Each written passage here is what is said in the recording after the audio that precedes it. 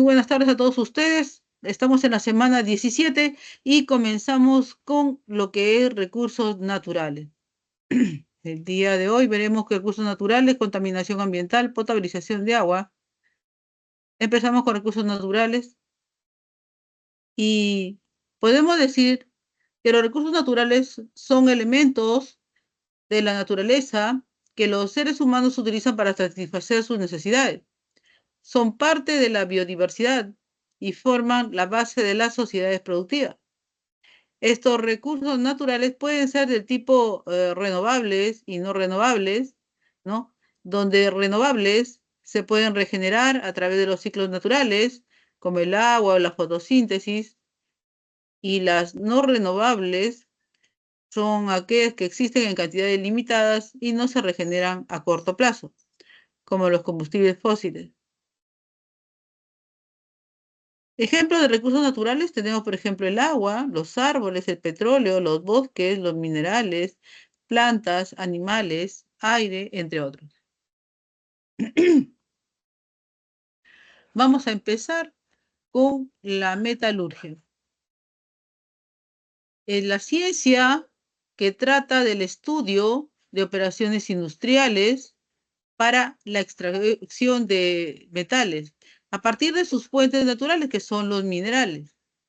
Esto se va a llevar a cabo a través de lo que se conoce como procesos físicos y químicos, y esto va a ser aplicado posteriormente en alguna necesidad que tenga que cubrir el hombre.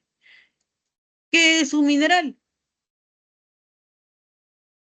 Viene a ser un sólido natural de origen inorgánico, de composición química definida y estructura cristalina.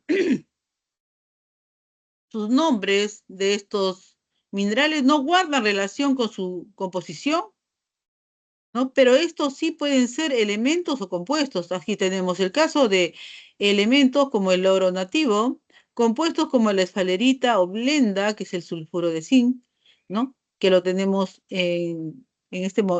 mostrando aquí en la diapositiva.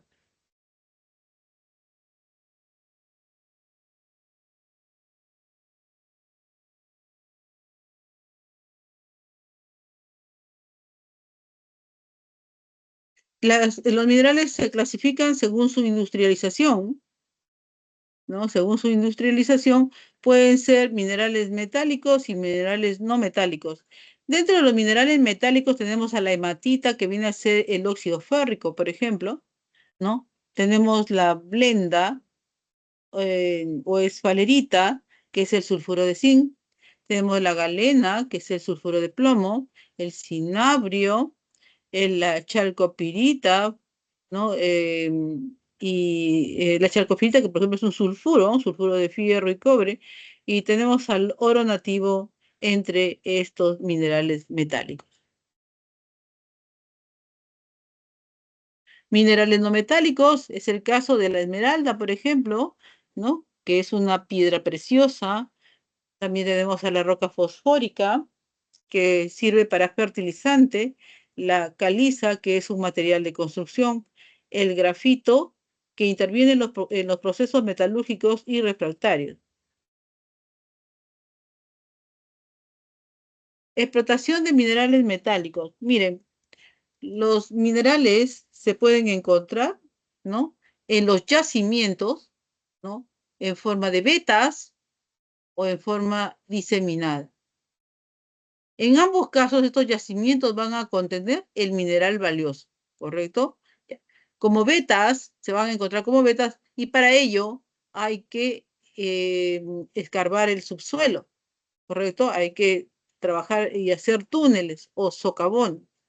Mientras que cuando se encuentra diseminado, o sea, en toda la superficie, no hay necesidad de hacer túneles, simplemente se hace un raspado en la por la parte de fuera, ¿no?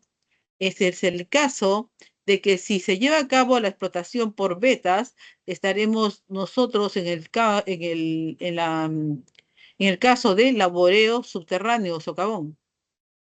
Acá a la izquierda, justamente podemos observar este socavón o túnel que se hace para que puedan ingresar aquí el carrito, ¿no? Y pueda extraer, ¿no? El mineral que los mineros están extrayendo con sus picos y lámparas. Mientras que cuando el mineral valioso está diseminado, ¿no? En la superficie, la explotación se va a llevar a cabo a tajo abierto. Acá lo tenemos a la derecha, tenemos aquí a la derecha el tajo abierto, ¿correcto? Se ha hecho un raspado, ¿no? En la parte exterior como pistas que ven ustedes, ¿no? Y todo ese material se encuentra en esta superficie.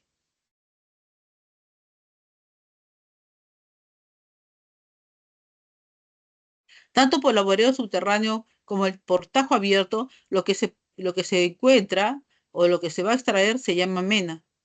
Esta mena, que es un material extraído de estos yacimientos, va a contener mineral valioso más la ganga. La ganga viene a ser las impurezas. Estas puede ser, por ejemplo, el cuarzo, la tierra, agua, entre otros.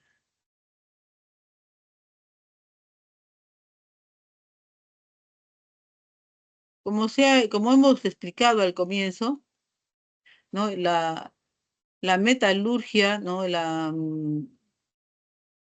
metalurgia como un conjunto de procesos físicos, químicos y o físico-químicos, ¿no?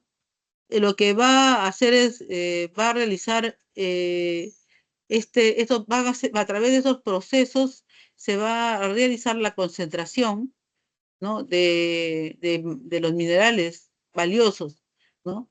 Esto también, ¿no? A esto también se va a sumar la flotación, la lixiviación ácida, la lixiviación alcalina o extracción por solvente para concentrar, para hacer este tipo de concentrado, ¿no? Ya que se van a encontrar tan escasos, ¿no? Dentro de la ganga que es necesario aplicar estos métodos. En la metalurgia del hierro, de donde se va a partir es de un mineral de partida que se denomina la hematita, que es el Fe2 o 3, y la magnetita, que es Fe3 o 4, que la magnetita viene a ser una mezcla de óxido ferroso y óxido férrico, mientras que la siderita es el carbonato de fierro, entre otros. Tenemos acá, ¿no? La metalurgia del hierro, en la cual podemos describir todo un proceso que se va a llevar a cabo. El principal proceso se lleva a cabo en lo que se denomina el alto horno. Este alto horno que tenemos en la parte central, ¿no? Está compuesto de unas tolvas en la parte superior, donde se va a ir agregando coque y el mineral del cual se va a extraer, ¿no? el fierro. En este caso, él es el mineral valioso. Y acá tenemos, o mejor dicho, es lo que nosotros queremos obtener. Después tenemos que aquí este horno está hecho de ladrillo refractario, o sea, resistente al calor, ¿no? Y tenemos acá al fondo el alto horno, ¿correcto? Este alto horno se va a encontrar a altas temperaturas y por ello va a poderse obtener escoria por un lado y tenemos el fierro líquido por el otro.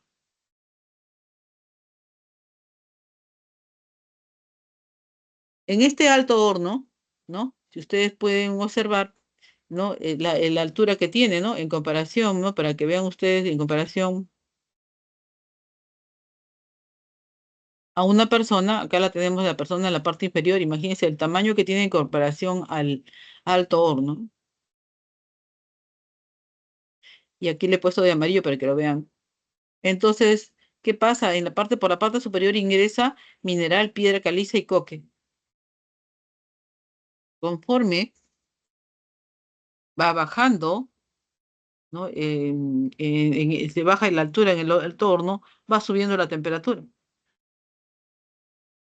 Esa temperatura hace que este compuesto, este mineral se descomponga y pueda extraerse, ¿no? Como gases al dióxido de nitrógeno, el dióxido de carbono y el monóxido de carbono, ¿correcto?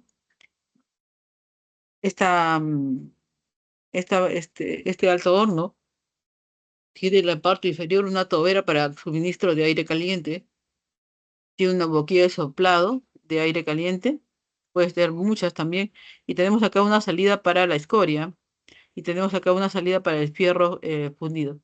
La escoria es muy importante porque no es lo principal que se piensa dentro de esta metalurgia, pero es muy útil porque a partir de él se construyen, se crean los ladrillos refractarios.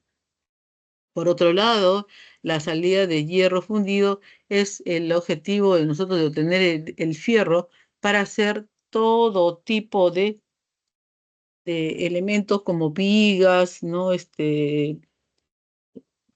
Varillas de construcción de todo tipo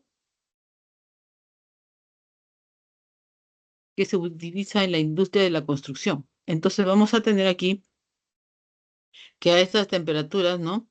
Vamos a tener la tostación donde se va a llevar a cabo estas siguientes reacciones. Tenemos aquí el coque, ¿no? El carbón más el oxígeno, ¿no? Va a desprender monóxido de carbono en forma de gas. Este monóxido va a reaccionar con el óxido férrico sólido para luego reaccionar y obtener el fierro líquido y dióxido de carbono. En la metalurgia del cobre, ¿no? En la metalurgia del cobre es también muy utilizado, ¿no? Para la obtención también de otro metal, que es el cobre obtenido a partir un mineral de partida como es la chalcopirita, que es un sulfuro de fierro y cobre, así como la chalcocina, que es el sulfuro de cobre, y la cuprita, el óxido de cobre. Tenemos aquí, tenemos acá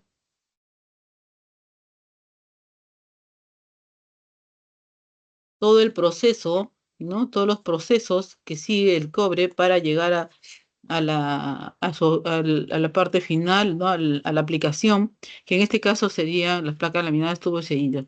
Veamos pues, partiendo del mineral de cobre, que es un sulfuro de fierro y cobre, ¿no? Esto es conducido a un tanque de trituración, donde se encuentra una criba, que es una especie de coladera, ¿no? En la cual van a pasar los finos, se dice, partículas de menor tamaño que puedan pasar por esos huecos, ¿no? De esa criba, y los más grandes, los pedazos más grandes que no puedan pasar, han sido retornados otra vez para trituración.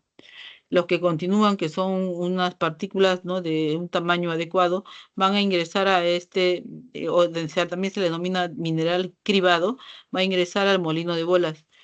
En este molino de bolas se lleva a cabo la etapa o la segunda parte del proceso que se llama pulverización. Acá, una vez pulverizado, pasa al tercer punto, que es el lavado, donde con agua en una cuba de lavado vamos a obtener el mineral concentrado por un lado y la ganga por el otro. El mineral concentrado va a pasar a la cuarta etapa, que es la tostación. Aquí el mineral concentrado se trata con sílice y cal, ¿no? Dentro de un horno que está a 1100 grados centígrados. Obtenemos aquí el cobre bruto y por otro lado la escoria, que es en este caso el óxido ferroso. El cobre bruto pasa al siguiente paso, que es una electrorefinación. En esta electrorefinación vamos a utilizar una cuba electrolítica, donde después de que el cobre bruto pase por ella, va a salir como cobre puro. Este cobre puro pasa al siguiente paso que se llama laminación, donde él va a ser tratado para obtener placas laminadas, tubos de cobre y también hilos. Metalurgia de cobre. Como les decía, en este caso, el cobre ¿no? Tiene una forma de ser procesado, dos formas de ser procesado. El cobre, ¿no? Según su mineralogía, puede partir de un insumo, un mineral sulfurado, como es el caso de la chalcopirita, o puede ser a partir de un mineral del tipo oxidado, del tipo oxidado, como es el caso de la tenorita. Entonces, o sea, es un óxido. Entonces, ¿qué pasa cuando tenemos el de tipo sulfurado? Pasa a chancado, tan igual como el oxidado también pasa a chancado, pero en el caso del sulfurado, después del chancado pasa a una molienda fina, para de ahí pasar al proceso de explotación y luego al del concentrado. Mientras que el oxidado pasa al chancado, después pasa a una lixiviación ácida y posteriormente pasa a hacer una extracción por solventes y por último se le aplica una electrólisis, ¿correcto? Partimos aquí en este caso de un mineral sulfurado, ¿no? Y va a ser tratado acá con oxígeno y calor, ¿no? Que mediante calor se va a transformar en sulfuro de cobre y óxido ferroso y dióxido de azufre. Se separa el óxido ferroso y vamos a tratar a este sulfuro de cobre con oxígeno, ¿no? Convertido en el sulfuro de cobre más dióxido de azufre, que en una reducción. ¿No? Este sulfuro de cobre, ¿no? Se trata con oxígeno en calor y se va a obtener el cobre líquido más el dióxido de azufre gaseoso.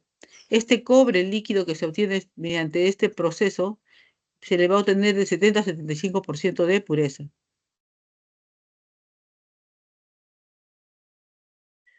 En la electrorefinación, ya hemos visto la tostación, vamos a ver ahora la electrorefinación, se va a llevar a cabo en este proceso electroquímico que vemos aquí, y en el ánodo de cobre impuro se va a llevar a cabo una oxidación. El cobre cero, ¿no? El cobre cero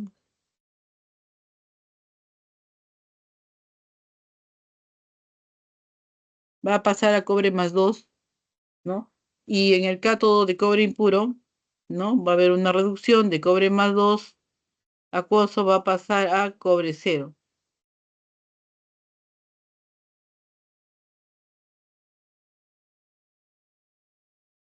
Ya saben ustedes que cobre cero significa que está metálico, ¿no? Que es metálico.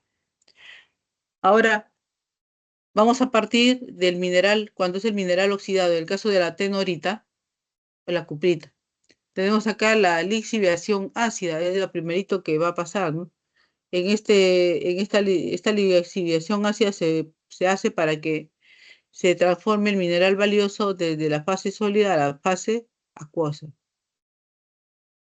Acá tenemos el ejemplo del óxido ferroso más ácido sulfúrico, nos da sulfato de cobre más agua.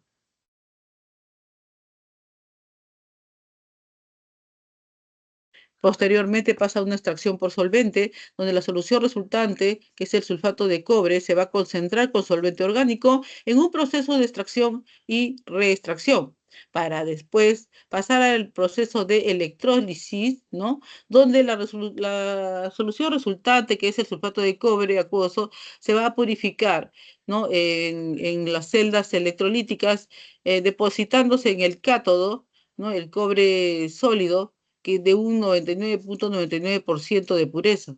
A eso se le llama refinamiento. Así también tenemos la metalurgia del zinc, ¿no? La metalurgia del zinc que va a tener también sus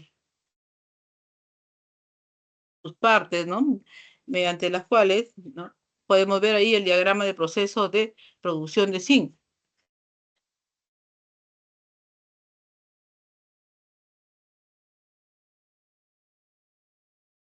En este proceso de la metalurgia del zinc, vamos a tener nosotros, ¿no?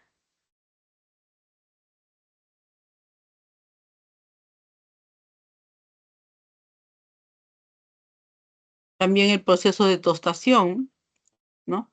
Lixiviación, decantación, purificación, electrólisis y fundición para luego llevarlo partimos de blenda por la tostación y llegamos al lingote de zinc.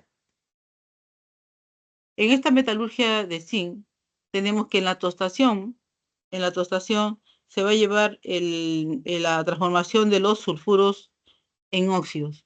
Quiere decir que el sulfuro de zinc, al ser tratado por oxígeno, se va a convertir en óxido de zinc. En la lixiviación, el óxido de zinc se trata con ácido sulfúrico. A eso se llama lixiviación. Y vamos a obtener el sulfato de zinc más agua líquida. Entonces, esta electrólisis del sulfato de zinc, ¿no? Vamos a tratarlo por electrólisis y tenemos que en el ánodo de plomo, en el ánodo de plomo, se va a llevar a cabo la oxidación del agua, ¿no? Y en el cátodo de zinc se va a llevar a cabo la reducción del zinc, de zinc más 2 a zinc 0, que es sólido. Para la metalurgia del oro y plata tenemos el proceso de cianuración. Este proceso de cianuración es especial para el oro.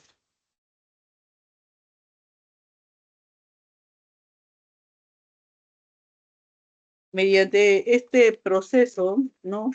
de, mm, de cianuración, que es conocido como la ecuación de Eisner, ¿no? Se lleva a cabo mediante una lixiviación alcalina, en el cual tenemos ahí pues el cianuro, ¿no? El cianuro de potasio, puede ser de sodio, que va a reaccionar con el oro atrapándolo, ¿no? Atrapándolo dentro de un complejo, ¿ya? También va a intervenir agua y oxígeno. Tenemos acá el complejo que se ha, este, que se ha obtenido por el oro, ¿no? Que queda atrapado en un complejo, más una base. Luego vamos a tener la reducción, en la cual complejo se va a tratar con zinc sólido. Entonces, este zinc sólido va a tratar a este complejo para que luego pueda él reemplazar al oro, ¿no? Quedarnos atrapado en en este complejo y el oro se va a precipitar como sólido. También tenemos el otro proceso, que es el de amalgamación, ¿no? Donde el mineral empieza tratándolo al mineral en forma tal que lo trituran. Primero está el triturado, luego de ahí pasa a la molienda. En la molienda se le agrega mercurio y en esta se le sigue, esta molienda más la amalgamación, se dice, ¿no? Va a dar dos resultados. Uno, ¿no? Que va a desprender arenas y agua, y por otro lado, ¿no? Va a continuar este mercurio libre más amalgama para una filtración posterior y luego para una destilación, donde el mercurio va a salir en forma de vapor y este calor que recibe la destilación es tan fuerte que el oro también queda precipitado y el mercurio desprendido en forma de vapor. Cuando el mineral valioso se encuentra muy disperso en la ganga, es necesario concentrarlo. Y para eso vamos a hacer uso del procedimiento de flotación de minerales. La flotación es un proceso que se hace para concentrar minerales valiosos y poder separarlos de la ganga. En este proceso metalúrgico que es de tipo físico-químico, vamos a tener tres fases, como son sólido, líquido y gas, y va a consistir en separar los minerales mediante la adición de partículas minerales valiosos a las burbujas de aire. El producto el producto es un concentrado con incremento de porcentaje del mineral procesado de interés económico. Veamos, pues, acá tenemos el tanque donde está ingresando una alimentación. Esta alimentación es una suspensión de mineral procesado, ¿no? Esta solución de mineral, esta suspensión de mineral procesado ingresa aquí para, para este para ser tratado con aire, se le insufla aire a través de este tubo a este reactor, ¿no? Y vamos a obtener acá una solución más ganga. Entonces las espumas, o sea, todas las espumas que sacan las burbujas, empiezan a llevarse los pedacitos de mineral. Para que esto tenga una mayor efectividad, se ha colocado acá un agitador con alto porcentaje. Este agitador se va a encontrar pues unido a un motor para que al moverse, ¿no? Haga que toda esta solución pueda ser captada, ¿no? El mineral que se encuentra ahí pueda ser captado a través de estas espumas. Esta espuma, ¿no? Como dice acá, es un concentrado de mineral enriquecido. Otros recursos energéticos que tenemos es el carbón, por ejemplo. El carbón, ¿no? Es una roca de tipo sedimentario, de composición heterogénea, va a proceder de la descomposición y putrefacción de vegetales en el tiempo. Tenemos en una clasificación el de tipo turba, lignito, bituminoso y antracítico.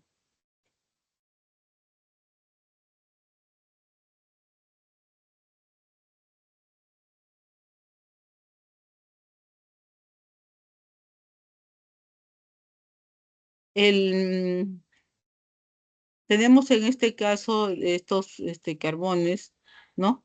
Que yendo de la izquierda a la derecha en el orden en el que han sido colocados, tenemos que aumenta la antigüedad de izquierda a derecha, aumenta también el contenido de carbono y aumenta el poder calórico. Quiere decir que la antracita que tiene un alto poder calórico que la turba, o que el lignito, o que el bituminoso. La teoría respecto al origen del petróleo. ¿Qué es el petróleo? Vamos a ver. El petróleo es un recurso natural también no renovable. Tiene su origen de tipo fósil. Decir, y está formado por una mezcla compleja mezcla compleja heterogénea de hidrocarburos gaseosos, líquidos y sólidos, ¿no? También en su composición van a predominar principalmente los de origen parafínico, cicloalcanos y en menor proporción los aromáticos.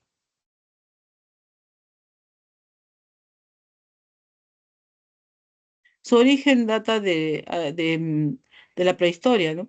En la cual se quedaron atrapados en las capas terrestres ciertos animales de gran tamaño, ¿no? Que con el tiempo se han tenido que degradar y convertirse en el valioso recurso que es el petróleo. El petróleo tiene las siguientes características: es un líquido de color café oscuro y presenta un aspecto oleaginoso, o sea, de aceite, ¿no? Su composición es variada y depende del lugar de procedencia. Quiere decir que siendo petróleo, ¿no? Pero al pertenecer a diferentes países, o sea, el lugar de procedencia son diferentes de diferentes calidades, ¿correcto?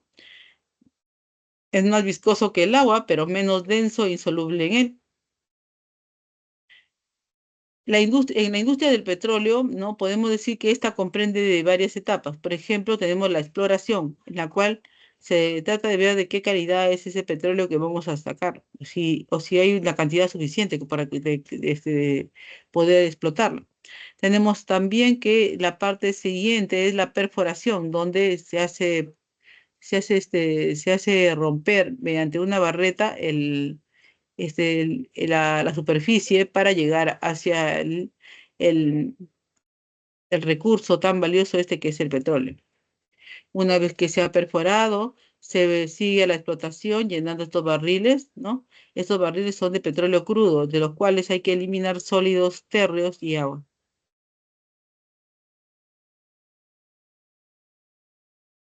Después de que esta explotación pasa a petróleo crudo, donde se van a eliminar los sólidos térreos y agua. Esta, mm, Esta eliminación va a pasar después a un proceso que se llama refinación del crudo. Esta refinación del crudo puede ser de el tipo de destilación fraccionada, que es un método físico, y el de cracking, que es un método químico. De la destilación fraccionada, tenemos acá la torre de destilación fraccionada, ¿no? Y esta es la refinación del petróleo. entra por la parte de costado, ¿no? Sabiendo bien que esta torre tiene dos partes, una que es el fondo y la otra superior que es el tope. Entonces el petróleo, al hervir, va a desprender sustancias que son de tipo gas, ¿no? Líquidos y también sólidos. Empezaremos que por el tope están saliendo los gases, ¿no? Que tienen de un carbón a cuatro carbones. Está, por ejemplo, el gas licuado de petróleo. En la nafta, que es C5 a 7, o sea, de 5 carbones a 7 carbones, va a ser igual mejor dicho, uno de los productos es los disolventes, por ejemplo. La gasolina, que tiene de 5 carbones a 12 carbones, que como ejemplo tenemos a los combustibles de autos, el querosene, que es de 12 carbones a 16 carbones, que viene a ser en este caso el querosene, ¿no? Eh, Después tenemos el aceite ligero que va de 15 carbones a 18 carbones, que es el combustible diésel, el aceite lubricante que va de 18 carbones a 20 carbones, ¿no? Y vamos a tener ahí aceite lubricantes y ceras, las parafinas, que son de 20 carbones a 30 carbones, y que son las velas, de ellas se puede sacar las velas, y tenemos también en el fondo de la torre de destilación, donde se obtiene el asfalto, que tiene de 30 carbones a más. Un ejemplo de que se hace con eso es el pavimento.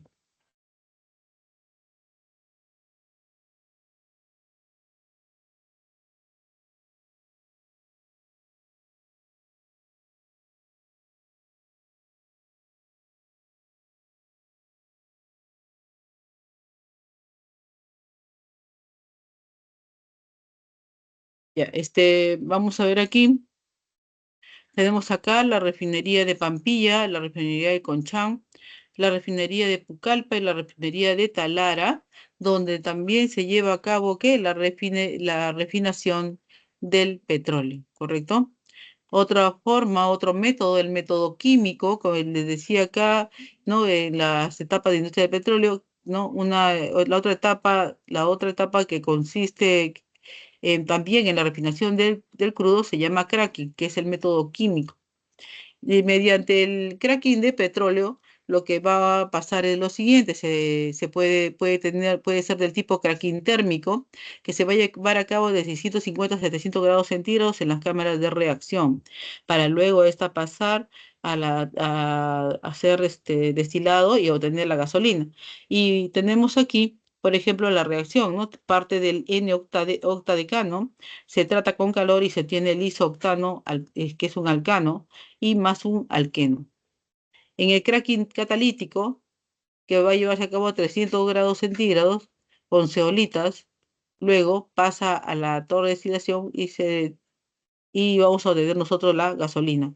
Igual que el anterior, vamos a tener al N-octadecano, ¿no? Tratado a 300 grados centígrados con zeolitas, y vamos a tener por resultado el isooctano o alcano más un alqueno. La gasolina, como hemos podido apreciar en la torre de desestilación, es una mezcla, ¿no? Se puede decir, es una mezcla de hidrocarburos, ¿no? Entonces, esta mezcla homogénea de hidrocarburos tiene líquidos volátiles, donde destacan los alcanos, los cicloalcanos y también determinados hidrocarburos aromáticos. Su composición va de 5 carbones a 12 carbones. Esta gasolina se dice que tiene índice de octano suboctanaje y por eso es su valor. Tenemos que, si un hidrocarburo tiene cero de octanaje, es que se trata del N-heptano y su comportamiento en el motor va a ser pésimo. Mientras que si tenemos un octanaje de 100, ¿no? Quien estaría inmerso, resonando, se puede decir, qué tipo de hidrocarburo es el 2,2,4 trimetilpentano isooctano, que es excelente para el comportamiento del motor. Para determinar el índice de octanaje de una gasolina, vamos a tener acá una gasolina de grifo de 90 octanos, que es una mezcla de hidrocarburos, ¿no? Que va a ser comparada con una mezcla patrón que tiene N-heptano en 10% de volumen y iso-octano en 90% de volumen. Si estos dos son de igual rendimiento, entonces ambas mezclas tienen el mismo rendimiento o poder antidetonante o en el motor de prueba. Entonces la gasolina es de 90 octanos.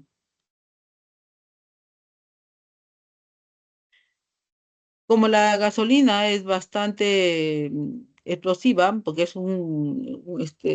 puede detonar, ¿no? Este compuesto, entonces es necesario que se le trate como una técnica para mejorar la calidad de la gasolina, que es el octanaje. Para esto vamos a adicionar un aditivo antidetonante, ¿no? Anteriormente, ¿no? Antes de este año, anteriormente, se usaba tetraetilo de plomo, PbC2H5,4. Este por su contenido de plomo era pues muy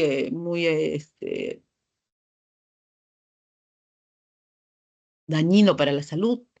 Entonces se ha tenido que retirarlo y colocar ahora actualmente, no exigir que se utilice el metilterbutil éter, o sea, el MTBE, y el etanol al 7,5% de volumen.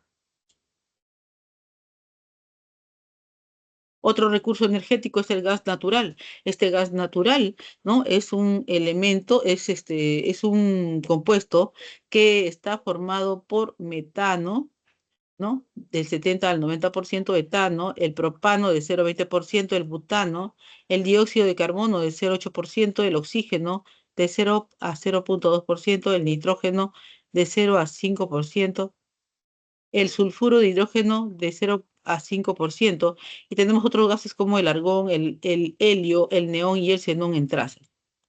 Este gas natural también se utiliza para las industrias, el consumo residencial, generación eléctrica, comercio, GNB y la petroquímica. Entramos a lo que es ambiente.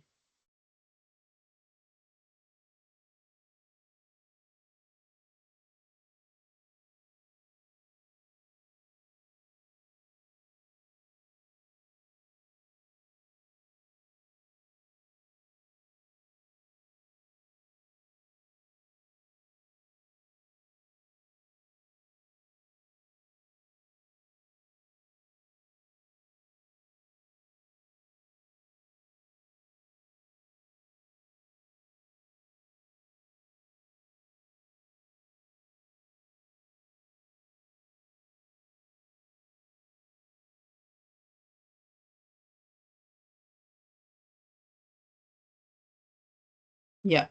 Tenemos aquí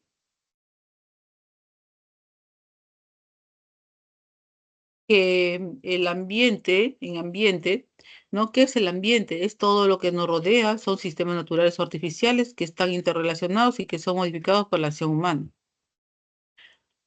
Acá tenemos dos, ¿no? Dos sistemas, uno natural al lado izquierdo y otro artificial, en el cual vemos edificios y todo.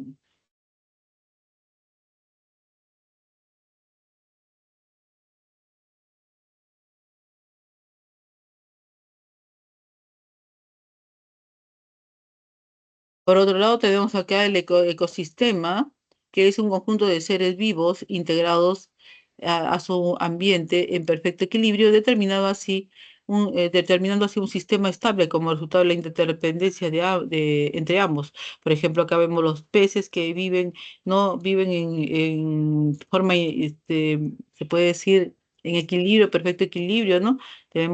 Acá está su hábitat, ¿no? Y hay plantitas que les sirven a ellos también de resguardo, de hogar, ¿no? Así como también para poder ocultarse de los predadores, ¿no? Aquí dentro de esta agua hay aire, hay agua, ¿no? Y suelo donde ellos pueden sentirse muy cómodos. Así como tenemos aquí Por lo tanto, aquí hay una interdependencia entre seres vivos y también los inertes, ¿no? Siendo esto los factores bióticos y los factores abióticos. Por otro lado, acá en la parte, en la Tierra también igual, ¿no?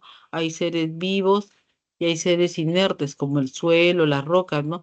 Y hay y hay factores bióticos como el tigre, por ejemplo, acá los patos y también el árbol y las plantas, ¿no? Y como hay otros también que aquí participan que son inertes pero muy necesarios para la vida, como es la luz del sol y el agua, ¿no? Que los animales requieren para sobrevivir, la tierra y todo lo demás. Estos pueden dividirse en factores bióticos y abióticos, ¿correcto? ¿No? Los abióticos, que se conocen también como los sin vida, ¿no? Que entre ellos está la luz, la temperatura, la tierra, el suelo, las rocas, la arena, el aire y el agua. Entre los factores abióticos, bióticos, disculpen, lo que son con vida, ¿no? Bióticos, van a estar las plantas, los animales y las bacterias, entre otros.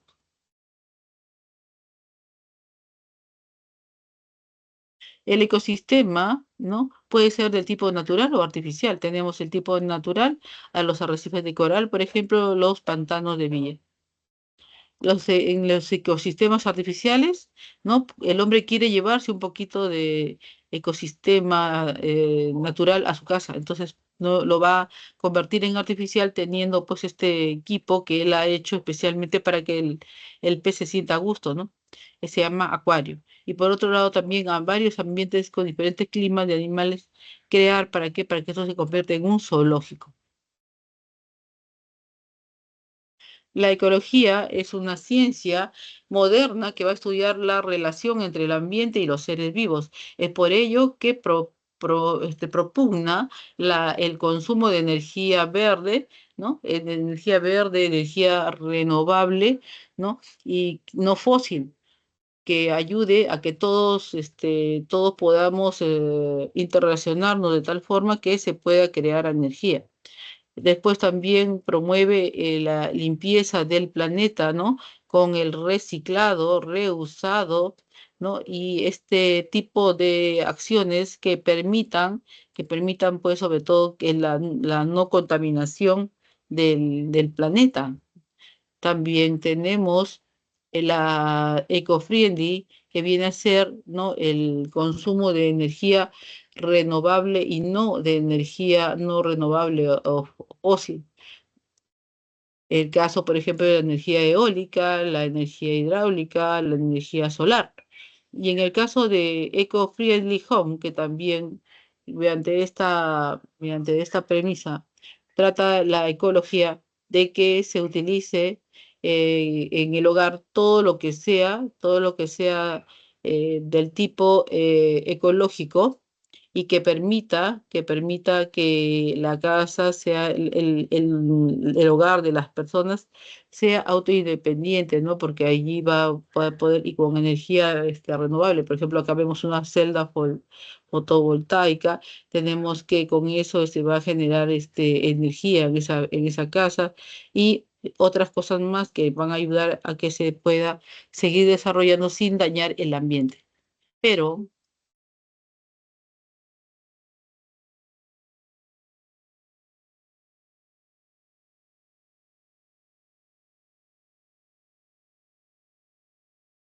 existe la contaminación ambiental, que es una alteración o ruptura del equilibrio en un ecosistema, alterando la calidad del agua, suelo y aire, generando riesgo para la salud de los seres vivos.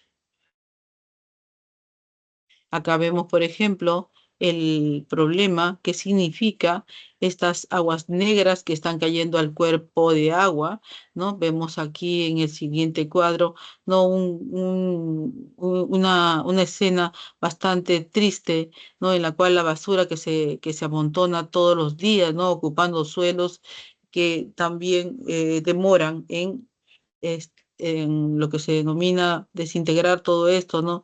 Lo que va a ocasionar que haya una gran cantidad de moscas, de vientos que llevan esta basura que no se degrada aún lo suficiente como para no contaminar, contaminando todo el ambiente, suelo, agua y aire.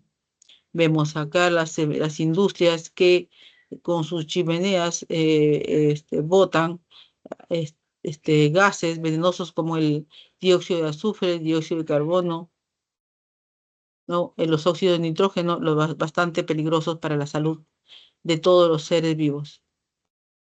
Dentro de la clasificación de la contaminación ambiental tenemos A, según la fuente, puede ser contaminación natural o puede ser contaminación antropogénica. Tenemos que así también estas mismas contaminación natural, tal es el caso de las emanaciones de gases de los volcanes y de las vacas, ¿no? Según la fuente pueden llamarse contaminación natural como también se les puede llamar fijas. O tenemos también la contaminación antropogénica, que es la que es por actividad del hombre, como tenemos aquí las industrias, ¿no? Que emanan gases tóxicos, y tenemos los aviones que también emanan gases tóxicos y los vehículos automotrices que también lo hacen, ¿no? Generando una contaminación antropogénica que también se denomina móvil o difusa.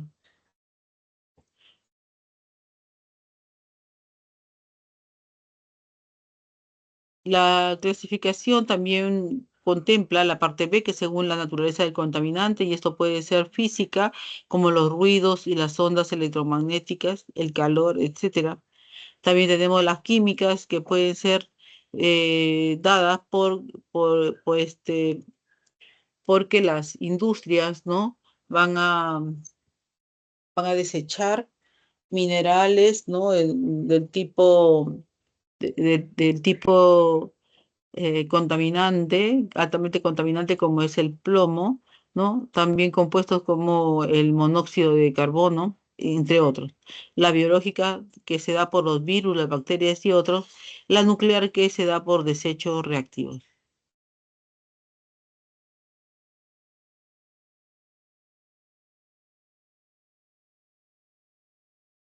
De acuerdo a la contaminación de la naturaleza química, vamos a tener que pueden ser contaminantes primarios, aquellos procedentes directamente de la fuente de emisión. Este es el caso, por ejemplo, del dióxido de carbono, como ustedes ven acá, del monóxido de carbono, de todos los óxidos de nitrógeno y los compuestos orgánicos volátiles que son estos COP, compuestos orgánicos volátiles, SCOP.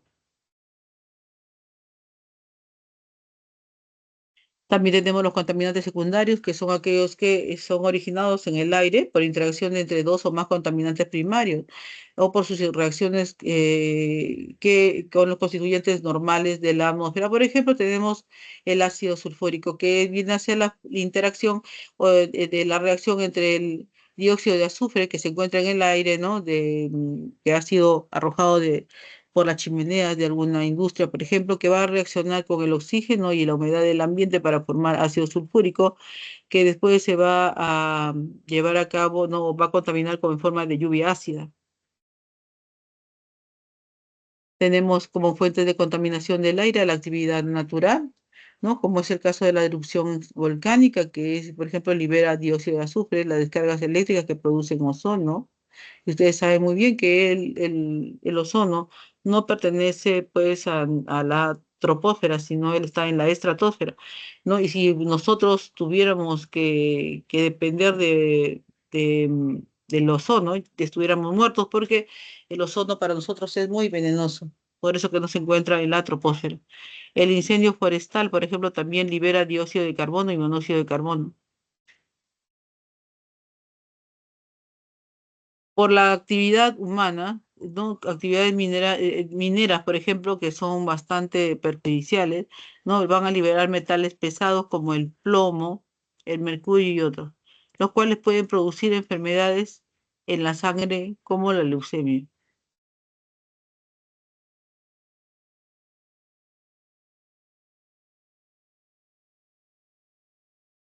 Mediante la actividad humana se produce, pues, como hemos estado hablando, acerca de la liberación de metales pesados como el plomo, el mercurio y otros, los cuales pueden producir enfermedades en la sangre como la leucemia.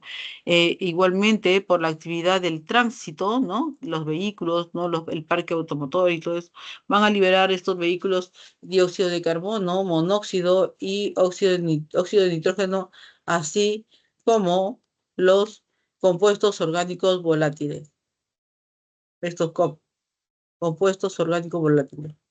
También va a darse la explosión nuclear, por ejemplo, que libera elementos radiactivos. Hay explosiones nucleares también que liberan elementos radiactivos. Dentro de la fuente de contaminación del agua está la actividad natural, que viene a ser el polvo, los minerales del suelo producidos por la erosión del suelo y también la descomposición de material orgánico.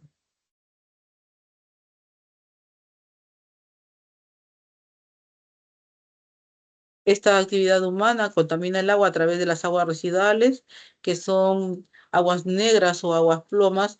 Las aguas plomas, producto del uso de los detergentes, del lavado de la ropa, ¿no? Y las aguas negras, que son aguas de desecho, que las cuales están contaminadas con heces fecales en una gran cantidad, ¿no? Que puede ocasionar enfermedades gastrointestinales como el cólera y tifoidea, ¿no? Se les conoce como aguas residuales. ¿No? También tenemos los derrames de petróleo que son conocidos como marea negra. Causa la muerte de las plantas acuáticas por la falta de luz. Si hay falta de luz, ellas no pueden llevar a cabo, ¿qué? No pueden llevar a cabo la fotosíntesis, ¿no es cierto? Entonces va a haber muerte de peces y aves marinas, contaminando aún más. Dentro de la contaminación del suelo vamos a tener la actividad natural como es la sequía y erosión. Y también el caso de la contaminación radioactiva o nuclear, tenemos la emisión de uranio, isótopos radioactivos.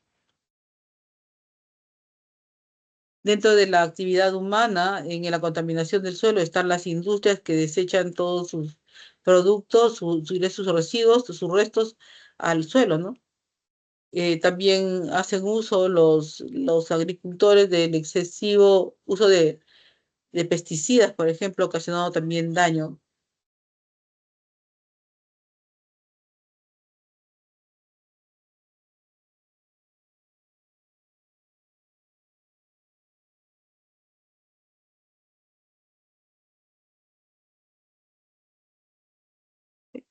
Tutor, tutor, señor Zabaleta,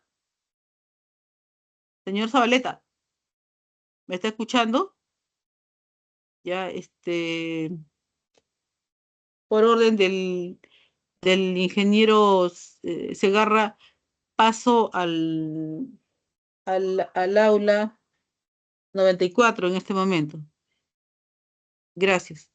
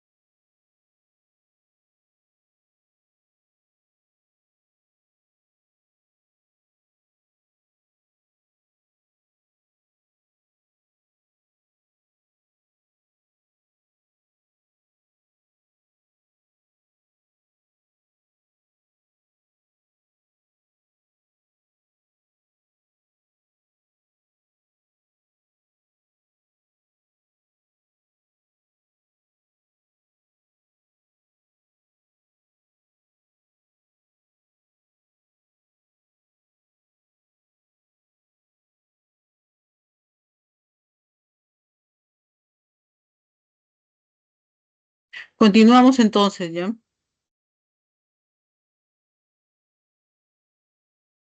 Tenemos aquí que por la contaminación del suelo, también la actividad humana la tienen las industrias, por ejemplo, y también el uso excesivo de pesticidas.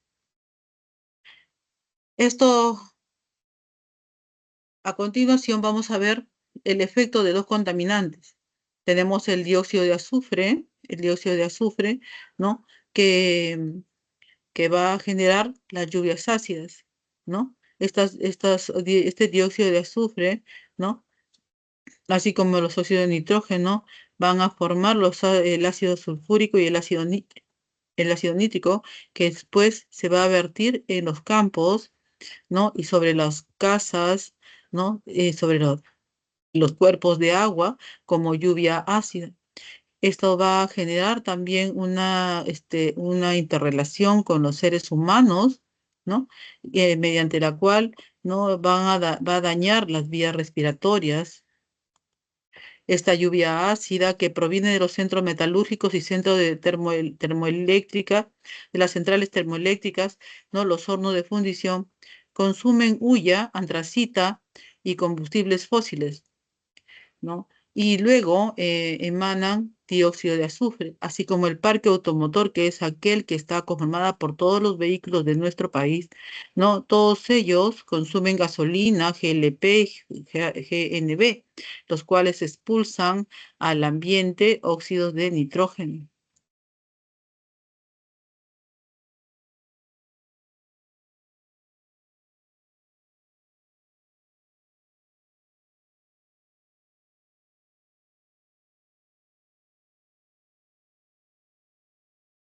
Entonces, vamos a ver aquí que estos reaccionan, estos dos, no tanto los el dióxido de azufre como el óxido de nitrógeno van a reaccionar con el vapor de agua, ¿no? En el caso los óxidos de nitrógeno con el agua forman el ácido nítrico y el dióxido de azufre más el oxígeno del aire más el agua también del ambiente va a formar el ácido sulfúrico. Ambos componentes componen la lluvia ácida cuyo pH es menor o igual que 5,6. Las consecuencias de la lluvia ácida es acidificar los suelos haciéndolos inadecuados para la agricultura. También disminuye el pH de los ríos, lagos y lagunas. Hay deterioro de los monumentos que contienen caliza, como el carbonato de calcio, y corroe las estructuras metálicas. El efecto de los contaminantes también tenemos al óxido de nitrógeno. Estos óxidos de nitrógeno, ¿no? Que así como los compuestos orgánicos volátiles, ¿no? El oxígeno, ¿no? Y mediante la radiación ultravioleta van a generar el ozono troposférico. Esto es una niebla, ¿no? Que ocasiona lo que se denomina el smog fotoquímico, ¿no? Esto va a generar que haya lluvias ácidas, ¿no? También, ¿no? Generan lluvias ácidas en modo fotoquímico, perjudicando la salud de las personas.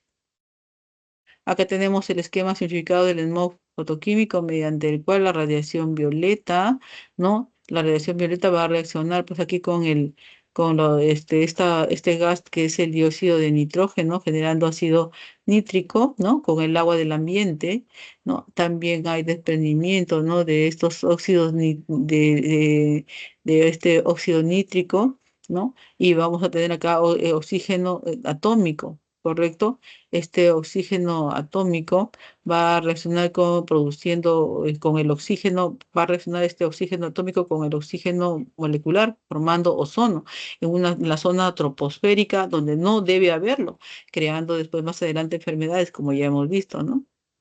¿No? Estos también van a reaccionar con los hidrocarburos, ¿no? Con el ácido nítrico, también con los nitratos de peroxiacilo, ¿no? Y aldehídos, por ejemplo, los formaldehídos. Y todo esto genera estas nieblas que nosotros vemos y que creemos pues que es formado tan solo por agua. No es así, ¿no? Es formado también por esos gases, ¿no? Acá vemos, ¿no? El dióxido de nitrógeno, cómo se disocia, ¿no? En monóxido de nitrógeno más oxígeno atómico. El oxígeno atómico reacciona con el oxígeno molecular formando ozono, que es ozono troposférico, donde no debería de haber. Este también va a reaccionar con los COP, ¿no? Los COP, y nos van a producir los llamados el llamado el nitrato de peroxiacilo, que es el PAN, ¿correcto? El PAN. Y los compuestos orgánicos volátiles es el COP. También se le conoce como hidrocarburos. Tenemos el monóxido de carbono, que procede de los procesos de combustión incompleta y que genera la carboxihemoglobina en el organismo en lugar de la oxihemoglobina. Y esto, si seguimos nosotros eh, no respirando este gas que es procedente de la combustión de los vehículos, puede provocar la muerte. Tenemos el dióxido de carbono. Este dióxido de carbono procede de la combustión de los combustibles fósiles, tales como los derivados del petróleo, como la gasolina, el querosene, entre otros, así como el gas natural y carbón, ¿no? Su efecto va a ser incrementar el efecto invernadero y esto va a provocar el calentamiento global. No quiere decir por eso que nosotros el efecto invernadero sea malo, pero sí su incremento. Tenemos el efecto invernadero que se incrementa causando el calentamiento global, como les he dicho, ¿no? Estos gases de efecto invernadero, que están compuestos por el dióxido de carbono, el agua, vapor de agua, el metano, ¿no? Tenemos acá el óxido de nitrógeno, tenemos el CFC y el ozono, ¿correcto? Y en el exceso de estos gases de efecto invernadero el exceso, especialmente el dióxido de carbono y el metano, como ustedes ven acá, y de todos estos van a ocasionar qué cosa, que se aumente la concentración, ¿no? Que se aumente la concentración de estos gases, generando el calentamiento global. Consecuencias del calentamiento global, que va a haber un aumento del nivel de agua de los océanos, aumento de las zonas desérticas, deshielo de los polos glaciales y nevados. Y también se va a provocar los huracanes, los ciclones y tempestades más violentas, ¿no? Los clorofluorocarbonos, que son los freones, estos proceden de las latas de aerosoles, aire acondicionado y también se encuentran en los serpentines de refrigeración. Traen como consecuencia la destrucción de la capa de ozono. Esto lo podemos ver acá en este gráfico donde, ¿no? Vemos en acción, ¿no? Que estos rayos ultravioleta, al no poder ser absorbidos, ¿no? Debidamente por este ozono y quedando zonas que no lo tienen, ¿no? Van a ir directamente a afectar a los seres vivos a los seres vivos de la Tierra, ¿no? Estos clorofluorocarbonos, miren, van a ir aumentando, dañando la capa de ozono. Esta, esta reacción de los fluorocarbonos se lleva a cabo mediante, mm, mediante reacción, una reacción en la cual, intervienen el freón 11, ¿no? Que va a reaccionar con los rayos ultravioleta, generando, el radical libre, ¿no? El radical libre acá de clorofluorocarbono y también radical libre de cloro. Este radical libre de cloro, ¿no?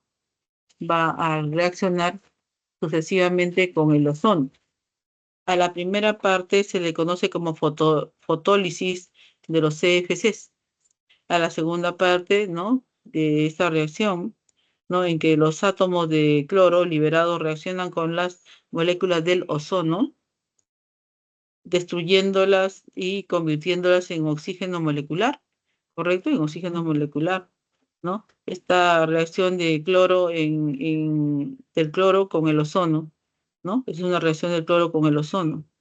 Luego vamos a tener que la reacción del monóxido de cloro con el oxígeno atómico.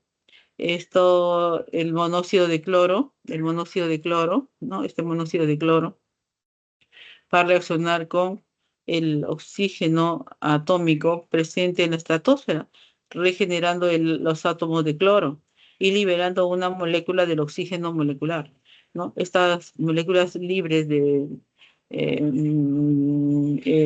mejor dicho, los átomos libres de cloro son los que ocasionan el problema, pues, de la destrucción de la capa de ozono. Estas consecuencias de la destrucción de la capa de ozono son el cáncer de la piel, manchas de la piel, cataratas en los ojos, destrucción del plancton marino, destrucción del proceso proteico de las plantas. ¿Por qué? Porque ya que las plantas no van a poder eh, realizar una adecuada fotosíntesis, ¿no? Una adecuada fotosíntesis. Otro problema son los detergentes, por ejemplo, otro efecto contaminante. Los detergentes, ¿no? Van a terminar destruyendo un lago, convirtiéndolo en un pantano, ¿no? Pero no un pantano natural, sino un pantano terriblemente en el cual no va a haber vida de nada. Vamos a ver acá que empieza todo el lago, ¿no? Se cubre de vegetación y se convierte en un pantano en forma natural. Eso es lo que debería de ser, como los pantanos de vía. Pero si el lago se cubre de vegetación y se convierte en un pantano de forma acelerada, entonces vamos a tener lo siguiente, ¿no? Va a haber poco paso de luz, acumulación de nutrientes que provocan un crecimiento desmedido de las plantas o algas que vemos así en la parte superior, y los peces mueren y no, encima no se descomponen, y estos van a liberar toxinas que van a dañar a los que se encuentran vivos, ¿no? Esto se va a ocasionar por una disminución de la demanda, va a aumentar ¿no? La disminución de la concentración de oxígeno va a aumentar la demanda bioquímica del oxígeno. Entonces, este exceso de desechos por falta de oxígeno va a dañar, pues, todo tipo de vida que haya en este lago, por ejemplo, ¿no? Se debe a la adición de iones nitrato provenientes de quién, de los fertilizantes, y los iones fosfatos que provienen de los detergentes. También se produce una disminución de la concentración del oxígeno, como ya les dije, por lo cual va a aumentar la demanda bioquímica del oxígeno, ¿correcto? La contaminación del agua se puede dar por vía doméstica a través de las aguas negras o servidas, las cuales contienen bacterias, virus, parásitos y enfermedades como la hepatitis, el cólera y la tifoidea. También puede ser de tipo industrial, como las espumas, los cianuros, los metales pesados, como el mercurio, el plomo, el cadmio, que también generan contaminación térmica. Las aguas calientes causan la disminución de la concentración de oxígeno y la muerte de los peces. Por otro lado, tenemos que el petróleo. El petróleo va a evitar que pase la luz solar, por lo tanto, las algas no van a poder realizar su fotosíntesis. También en el área agrícola hay vertido de fertilizantes que estos fertilizantes vía el agua van a ocasionar en los lagos y en los cuerpos de agua, ¿qué cosa? La eutrofización, como ya hemos explicado. La contaminación del suelo se puede dar por características físicas del suelo debido a la presencia de agentes contaminantes y estos van a afectar el normal desarrollo de los organismos vivos del ecosistema, como son la basura, ¿no? El derrame de petróleo y los plaguicidas. El agua residual, como hemos hablado anteriormente, el agua residual o el agua negra, ¿no? Solamente si se puede tratar, se trata en lo que se denomina las plantas de tratamiento de agua residual. Estas aguas negras, ¿no? Estas aguas negras que vemos, ¿no? Que vienen de las empresas, de las fábricas, de los domicilios, ¿no? De los domicilios, estas aguas negras que se encuentran acá, ¿no? Que podemos ver a este lado. Estas aguas negras son tratadas en las plantas de tratamiento de agua residual. Si se les trata en la planta de tratamiento de agua residual, es para que no sean enviadas directamente, como están haciendo en este caso, directamente al cuerpo de agua. Porque en esta forma, el cuerpo de agua, si es un río de muy poco caudal, pues no va a poder absorber este tipo de desastre. ¿no? Haciéndolo un río completamente contaminado y más difícil de poder limpiar, a lo que estas aguas negras actualmente son llevadas, ¿no? De los distritos de Lima, de un 80% del distrito de Lima, no decir un 90%, a la planta de tratamiento de agua residual del Callao, ¿no? Para su tratamiento antes de enviarlo por emisor submarino hacia el fondo del mar, ¿no? A 4.000 kilómetros. Igualmente, ¿no? En Chilca discúlpeme, en Chorrillos existe una planta de tratamiento de agua residual, donde también igualmente se les trata físico-químicamente para luego enviar, y microbiológicamente para enviarlo luego, ¿no? Bajo los límites internacionales, ¿no? de seguridad al fondo del mar, con un emisor submarino, pero estas de ninguna manera sirven para reciclarlas para uso humano. No, no, no, chicos, el agua residual no se toma, no, por más que se trate, no. Más bien podrán servir para regar jardines, los campos, pero no para tomar, incluso para los animales, pero no para nosotros, porque nosotros tenemos un sistema inmunológico muy delicado. Nosotros tomamos agua de subsuelo o completamente muy exenta de gérmenes, y también tomamos una agua tratada que viene de los cuerpos de agua, pero que se encuentran debidamente limpios, ¿no? Aquí tenemos, por ejemplo, uno de ellos es, por ejemplo, la potabilización del agua de río, donde se represa esta agua en un almacenamiento del agua en represas, luego pasa a un cribado donde hay retención de sólidos de gran tamaño. Esto quiere decir que este es un enrejado, no así como está, sino es unas rejas grandes, no muy grandes, que más o menos ocupan toda una pared, ¿no? De puras rejas, donde son atrapados árboles, vehículos, y todo tipo de sólidos de gran tamaño. ¿Correcto? Una vez que han quedado ellos atrapados acá, el agua sigue su circulación para ser sedimentado, donde esta agua que contiene piedras, polvo y todo lo demás, no todos esos partículas grávidas van a precipitar por acción de la gravedad. Siguiente pasa por una precloración donde es tratado con cloro, ¿no? Con cloro, hipoclorito, lejía y todo, ¿no? Adición de las primeras dosis de productos clorados, ¿no? Acá dice productos clorados, todo lo que le he mencionado, para luego, ¿no? Hacer una disminución de la gran cantidad de bacterias, ¿no? Y que se encuentren dentro de esta agua. Pasa posteriormente al embalsamiento, que es un almacenamiento del agua preclorada, ¿no? Donde vemos aquí que la adición del cloro va a quedar en la parte inferior, y el que va a limpiar esta agua, ¿no? Va a pasar a la parte inferior, y va a pasar esta agua, ¿no? Completamente, ¿no? Limpia, ¿no? Ya con cloro a lo que es la coagulación y floculación. ¿Por qué? Porque ya, pese a que ya en la sedimentación han caído ¿no? Todos los sólidos que tenía, ¿no? Pero que pueden ser, todavía tienen cierto tamaño, que pueden ser captados por la gravedad, ¿no? Por su peso. Pero en este caso el agua va a seguir turbia. Entonces hay pequeñas partículas que ya no son captadas por la gravedad debido a su peso.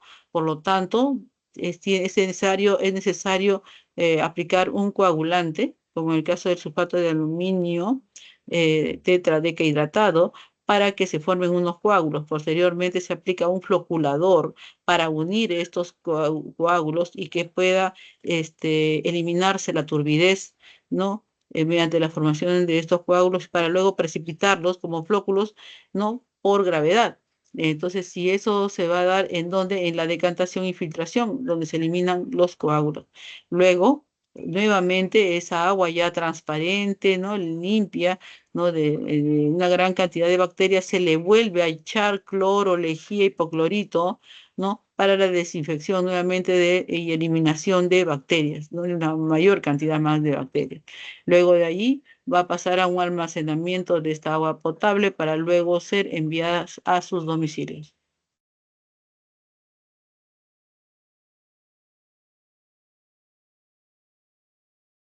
Quisiera preguntar si hay alguna persona que está presente y que quiera hacer alguna preguntita o algo. Por favor, estoy aquí para resolver sus dudas. ¿Sí? Nadie se encuentra. Vamos a proseguir entonces con los ejercicios de clase.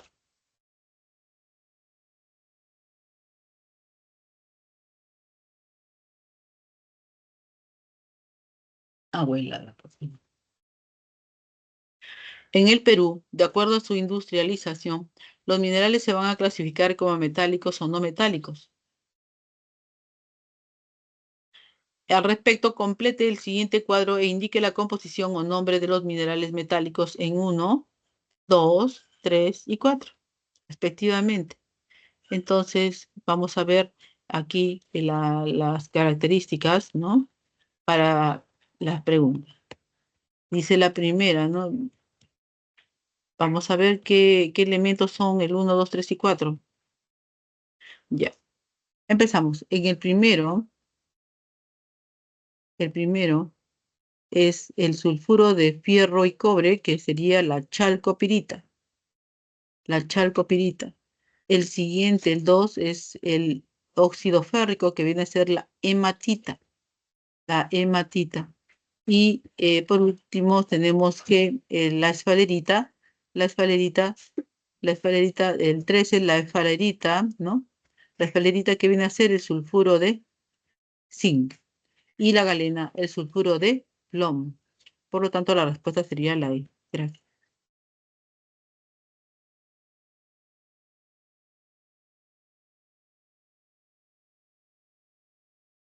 Bien, entonces ahora vamos a la respuesta. Copien, chicos, pasamos, tomen foto, vamos al siguiente. Ya. Los yacimientos mineros del Perú contienen materiales que se pueden extraer y se denominan mena por laboreo subterráneo o atajo abierto. El material económicamente con valor es el mineral de interés y el material sin valor se llama ganga, formado por arena, arcilla y otras impurezas. Respecto a los minerales, indique la o las proposiciones correctas. 1. Si la explotación del depósito mineral se realiza en forma subterránea, es debido a que los minerales están dispuestos en vetas en el yacimiento. 2. En la mena, el porcentaje de mineral valioso es bajo. Por ello, se realizan diversos procesos de concentración. 3. Un yacimiento de cobre se podría explotar y realizar los procesos de concentración en función a su composición de óxido sulfuro. En la primera, En la primera, tenemos que si la explotación de depósitos minerales se realiza en forma subterránea, es debido a que los minerales están expuestos en vetas, ¿correcto? Habíamos dicho que se encontraban en vetas, ¿no? Y vetas significaba que necesitábamos hacer socavones, ¿no? Y eso es lo que nos dicen, ¿no? Si hay que realizar exploración subterránea, ¿no? Entonces, por lo tanto, ese es correcto. La 2, es correcto. La segunda, en la mena del porcentaje de mineral valioso es bajo, efectivamente, y se realizan procesos de concentración, claro, por lo cual eso es correcto. La tercera, un yacimiento de cobre se podría explotar y realizar los procesos de concentración en función de su composición, óxido sulfuro. También lo vimos para el cobre, ¿no? Cuando se trata de un sulfuro, ¿qué paso se sigue? Cuando es un óxido, ¿qué paso se sigue? Dentro de los óxidos incluso veíamos el tratamiento que se llama lixiviación ácida. Entonces, por lo tanto, es correcto. Tenemos la 1, la 2 y la 3 son correctas, respuesta a la C.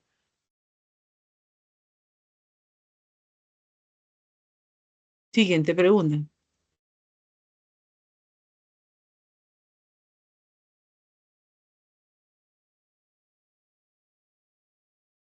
La obtención, la obtención del metal a partir de su mineral pasa por etapas denominadas procesos metalúrgicos. Aquellos procesos metalúrgicos requieren alta temperatura y se denominan pirometalúrgicos o requieren líquidos para su procesamiento hidrometalúrgicos. Al respecto, señale la alternativa que contenga la relación incorrecta del mineral proceso, clasificación del proceso. Entonces, vamos a empezar a encontrar los que son incorrectas o incorrectas, de repente puede haber más de una incorrecta. Ya, entonces empezamos con el primero. El óxido de zinc. En el óxido de zinc, correcto, ¿no? Es el mineral. El proceso sería la lixiviación, correcto.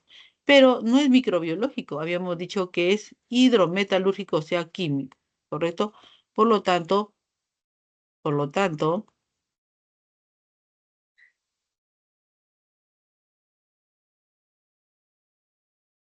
punto.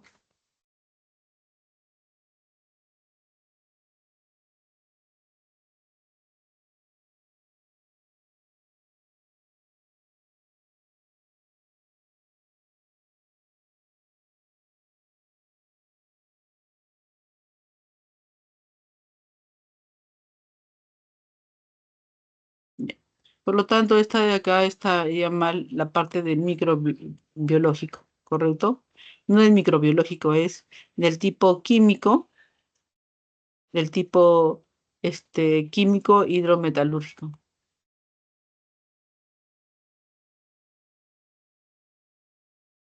Ya. Y en el siguiente tenemos que el sulfuro de plomo también, que es el mineral, el proceso de la tostación, pero no es físico, porque ya no retorna a ser lo que era al comienzo. Entonces este de aquí está mal físico y es el tipo químico. Ahora, el siguiente, que otro, el 3 el óxido de cuproso es por lixiviación ácida, ¿no? Su proceso es por lixiviación ácida, pero no alcalina. Por lo tanto, esa parte está mal. La otra sí está correcta porque es un proceso químico hidrometalúrgico. Ya, está. Listo, tenemos acá tres incorrectas. La última está correcta. Por lo tanto, la respuesta es la 1, 2, 3, C.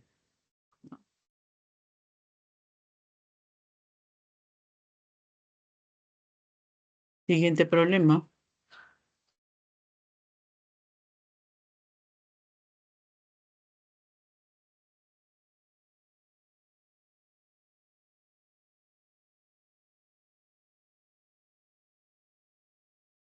Ya.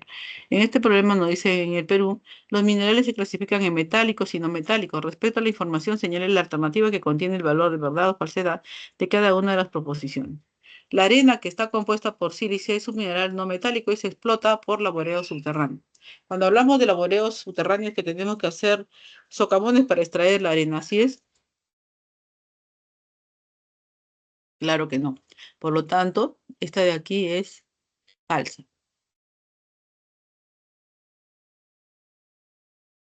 La siguiente, el oro y la plata se encuentran en su forma pura y se clasifican como metálicos y se obtienen por el método de cianuración alcalina. ¿Se acuerda que estábamos hablando acerca de la cianuración alcalina en cuanto a su obtención, ¿no? Del oro y la plata. Entonces sí es verdad.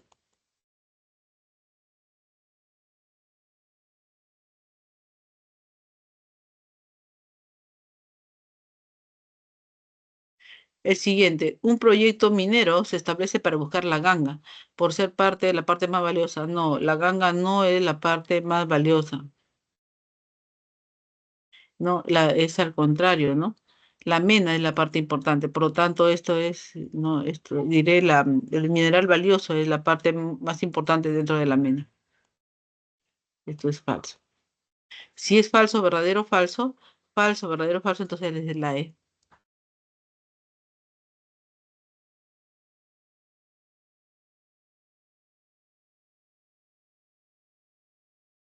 Siguiente problema.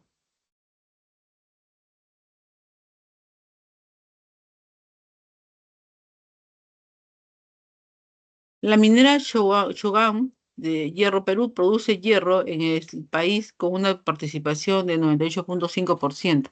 Según la información de ellos, el mineral se explota con las siguientes ecuaciones químicas. Uno, ¿no? Tenemos aquí el coque más oxígeno, nos da este monóxido de carbono en una proporción, ¿no? De dos moléculas de carbono producen dos moléculas de monóxido. Después tenemos la siguiente, que es la hematita o óxido férrico sólido, más tres moléculas de monóxido gaseoso nos va a dar dos moléculas de fierro líquido más tres moléculas de dióxido de carbono gaseoso. Uno, para obtener 600 moles de monóxido de carbono se necesitan 7.200 gramos de carbón. Ya. Para esta primera parte, nosotros vamos a hacer lo siguiente. Partimos de los 7.200 gramos de carbón y lo vamos a multiplicar por su factor, que indica primero y llevar los gramos a moles. Una vez que lo hemos llevado a moles, entonces hacemos la comparación estequiométrica, en la cual 2 mol de monóxido son producidos por 2 mol de carbón. Así los mol de carbón se van y quedan los mol de monóxido. Efectuamos multiplicaciones aquí de acuerdo a lo que se ve y obtenemos 600 mol de monóxido de carbono. Siguiente problema. Si la hematita utilizada fuera 8 por 10 a las 6 toneladas métricas, entonces se obtendría 4,48 por 10 a las 8 toneladas métricas de hierro al 80% de rendimiento. Entonces, en este caso vamos a tomar, como dicen acá, la cantidad de hematita que nos dicen que sea 8 por 10 a las 6, ¿no?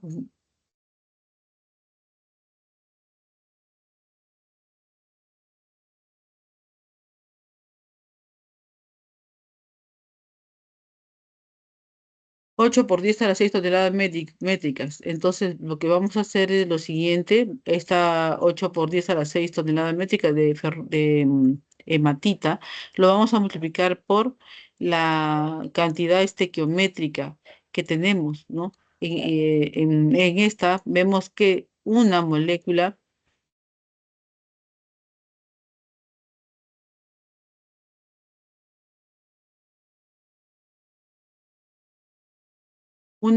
de óxido férrico nos va a producir 2 moléculas de fierro. Entonces, basándonos en eso, también lo convertimos a gramos. Y como es 55 gramos por mol en el caso del fierro, una mol pesaría, 2 moles pesarían 112 gramos de fierro, que son las producidas a partir de un mol de óxido férrico, que es la ferrita. Un mol de óxido férrico masa o pesa 160 gramos. Entonces tendríamos 112 gramos de fierro entre 160 gramos de óxido férrico. Como es al 80%, 0,8 y luego lo multiplicamos todo y nos da 4,48 por 10 a la 6 toneladas métricas de fierro.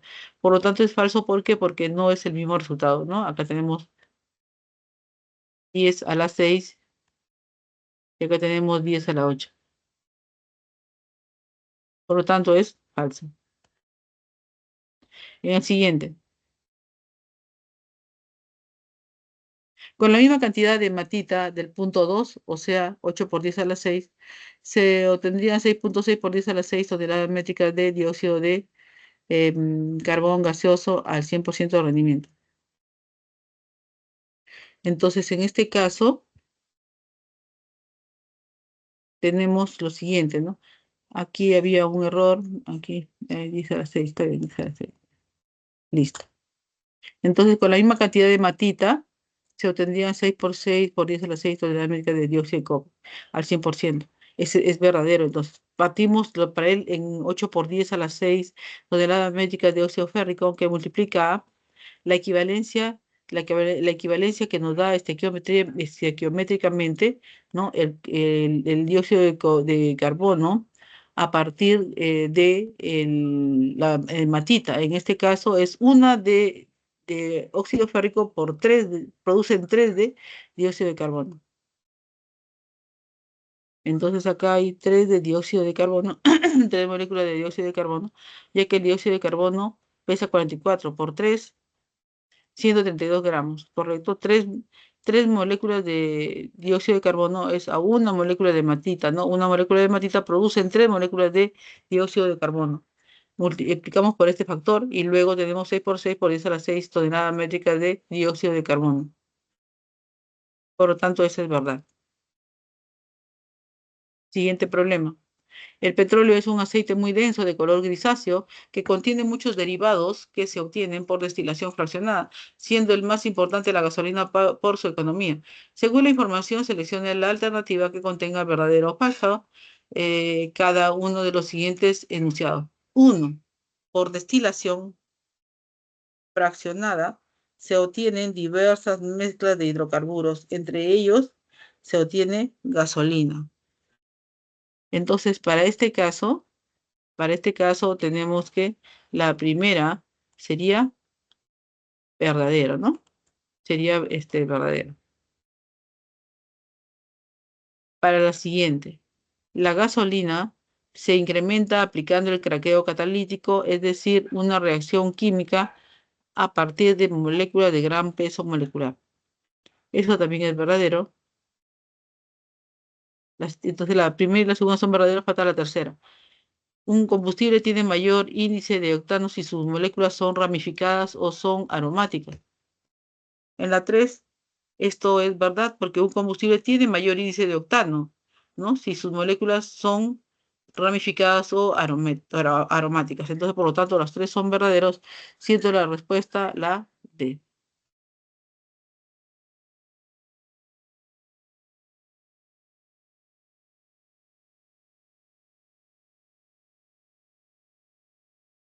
Ejercicio 7. Los recursos naturales con los cuales cuenta el Perú son muy variados. Tenemos aquí, según el conocimiento de los recursos naturales, marca verdadero o falso con cada uno de en cada uno de los enunciados. Entonces, para este caso, tenemos la primera. En el Perú se encuentra varias refinerías de petróleo, entre ellas Conchán, Ventanilla, Iquitos y Tarera. Sí, sí lo hemos dicho, por lo tanto, esto es verdad. Segundo, en Ancash se encuentra el Centro Minero Metalúrgico de Antamina y se caracteriza por ser de tipo polimetálico. Eso también es verdad. Tercero, la reserva o gas, la reserva del gas natural, principalmente metano más grande del Perú, se ubica en Madre de Dios. Eso es correcto. Por lo tanto, eso es verdadero. Y tenemos que los tres son verdaderos, por lo tanto, la respuesta sería la B.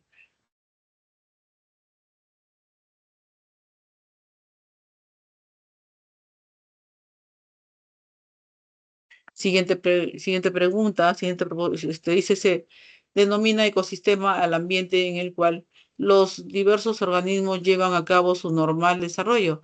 Es una localización física en el tiempo y en el espacio que concluye condiciones favorables para que los organismos coexistan.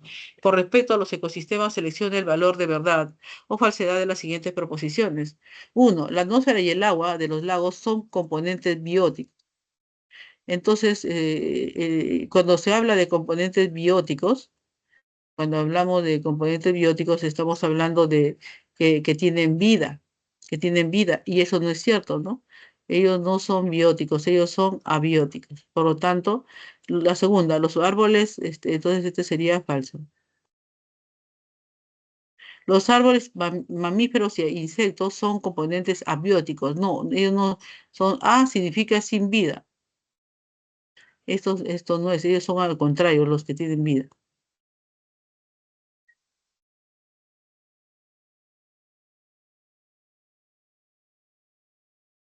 Entonces acá tendríamos que esto es falso. Tercero, un desierto y un bosque tropical son ejemplos de ecosistemas naturales. Por supuesto que sí, por lo tanto eso es verdadero. Si es así, tenemos falso, falso, verdadero. La respuesta es la C.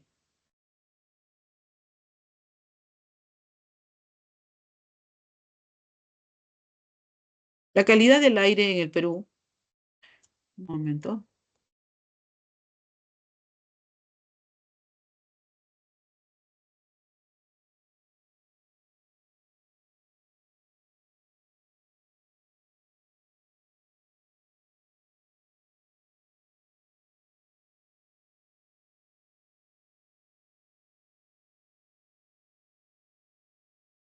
ocupando el lugar, debido a sus valores, superan las directrices del organismo nacional, el organismo mundial de la salud, ocupando el 26 puesto de 117 países, mientras que Puerto Rico, las Islas Vírgenes, Nueva Caledonia, muestran la mejor calidad de aire en el ranking, según la IQR, realizado en el 2021. Establezca la correspondiente correcta sustancia, efecto al medio ambiente. O sea, sustancia, quiere que establezca lo correcto entre la sustancia y el efecto al medio ambiente. Entonces, vamos a empezar con La primera, el efecto invernadero. Entonces, el efecto invernadero, en este caso, es los óxidos de nitrógeno, ¿no?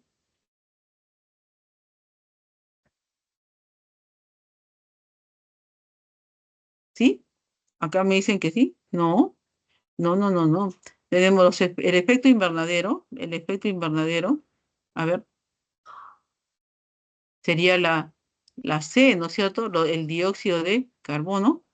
Entonces, tendríamos la C. Listo. Ahora, el smog fotoquímico. El smog fotoquímico. ¿Quién vendría a ser? Ahí sí sería los óxidos de nitrógeno. Entonces, en este caso sería la D.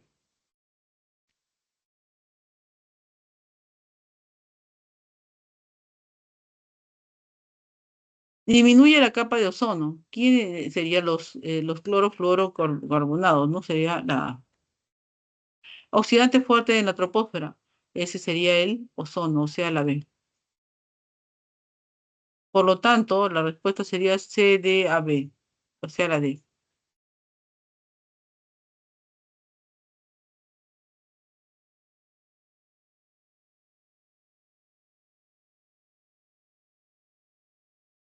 Vamos al siguiente.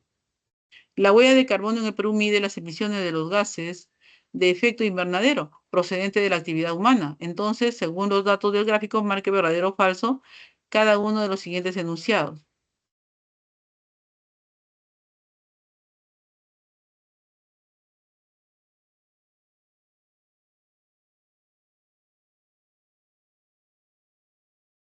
Un kilogramo de carne de vacuno produce 12,98 kilogramos veces más de dióxido de carbono gaseoso. Para esto tenemos aquí un cuadrito, ¿no? En este cuadrito, si ustedes ven, chicos, nos dicen la huella de carbono de los alimentos, emisiones de gases de efecto invernadero por kilogramo de alimentos y bebidas seleccionados en kilogramos de dióxido de carbono equivalente. Quiere decir que, por ejemplo, acá dice un kilogramo de ternera va a producir 129,8 kilogramos de dióxido de carbono, así es. Y acá nos dicen que la carne de vacuno, que es la ternera, un kilogramo produce 12,98. Acá es 129, por lo tanto este es falso. Esto se llama, este cuadro se llama, o es un infograma, una infografía. De acá ustedes tienen que sacarle el valor para decir si es verdadero o falso, chicos. Las patatas, producen 0,2 kilogramos de dióxido de carbono por kilogramo de papas. Entonces acá tenemos las papas, que es un kilogramo, produce 0,2 dióxido de carbono.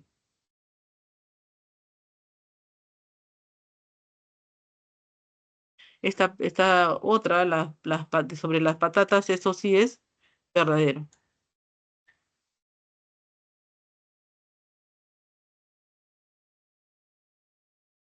Lo podemos ver en el gráfico, ¿no? Acá está.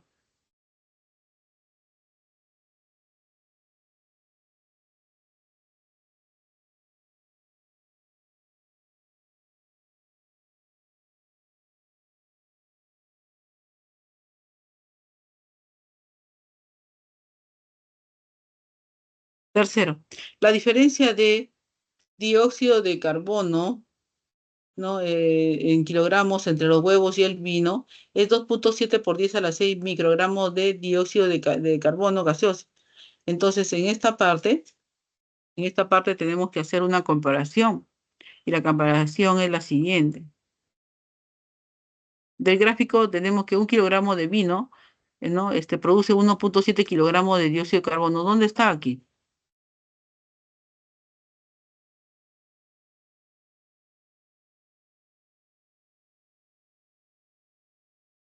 Aquí lo tenemos.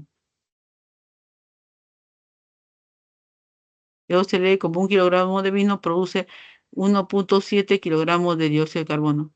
Ahora vamos al siguiente. Dice acá, y los huevos, ¿no? Un kilo de huevos.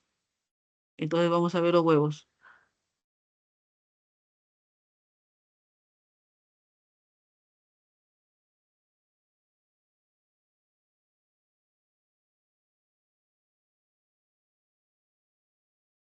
Listo. Acá vemos 4.4 de kilogramos de dióxido de carbono de parte de los huevos y 0.2 kilogramos de dióxido de carbono con respecto a las patatas o a las papas.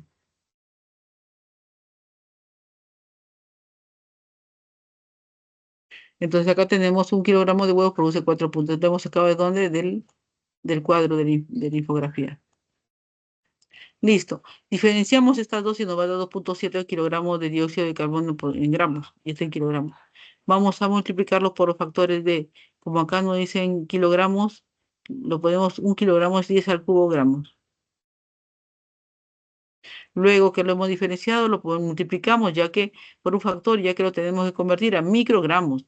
Entonces acá empezamos con trasladar los kilogramos a gramos por su equivalencia. 1 kilogramo es a 10 a la 3 gramos. Luego 1 gramo es equivalente a 10 a la 6 microgramos. La respuesta es 2.7 por 10 a la 9 microgramos, que es la misma que da aquí. Por lo tanto, a ver, que es la misma que está aquí. A ver, veamos 2.7 por 10 a la 9, ¿no? 2.7 por 10 a la 9.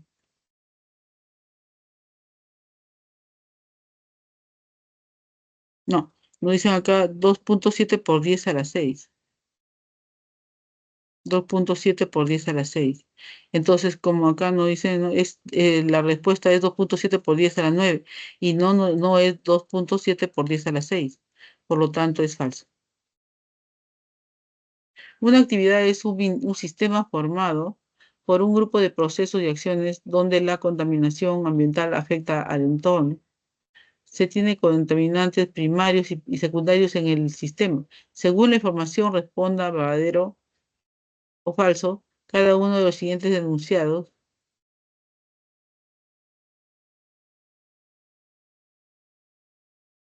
Según la información responde si verdadero o falso cada uno de los siguientes enunciados. Uno, los freones se encuentran, se encuentran en los sistemas de aire acondicionado y refrigeración, por lo que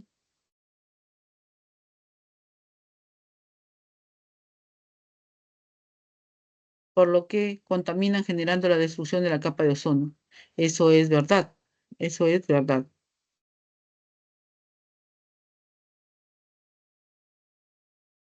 El siguiente. El ácido sulfúrico es un hidrácido que genera una lluvia ácida, destruyendo la flora y la fauna.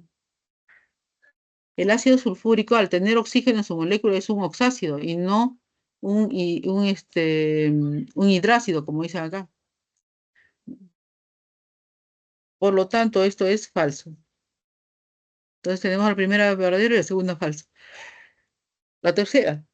Los detergentes son muy utilizados por las amas de casa en el lavado de ropa y vaquillas, por lo que estos generan la eutrofización con los nitratos y polifosfatos añadidos en su formulación. Eso es verdad. Por lo tanto, tenemos verdadero, falso, verdadero. Respuesta es la A.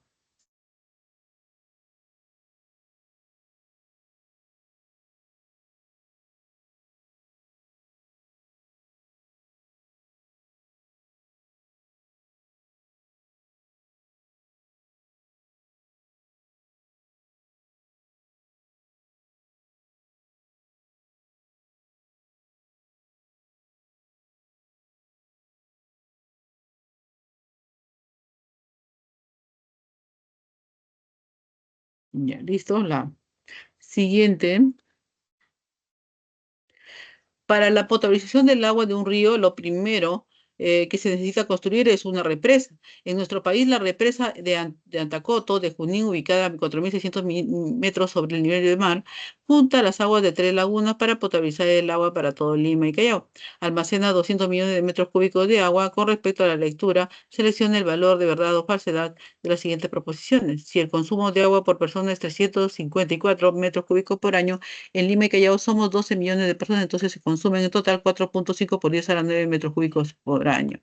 Para esa, esta resulta ser verdadero, vamos allá de estos metros cúbicos por año, poniendo el dato que es 354 metros cúbicos por año y por persona lo que se consume. Lo multiplicamos por 1.2 por 10 a las 7 personas que somos actualmente y nos da 4.25 por 10 a la 9 metros cúbicos por año. Por lo tanto, es verdadero. Siguiente. En el proceso de potabilización, el cloro se puede usar para disminuir la carga microbiana. Por supuesto, entonces esto resulta ser verdadero. El siguiente. El proceso de floculación es para disminuir los coloides presentes en el agua contaminada también. Por lo tanto, los tres son verdaderos. Los tres son verdad, esto es verdadero. Muchas gracias. En la primera, ¿no? En los ejercicios propuestos, la primera es la B, la 2 es la A. La 3 es la B, la 4 la D, la 5 la D, la 6 la B.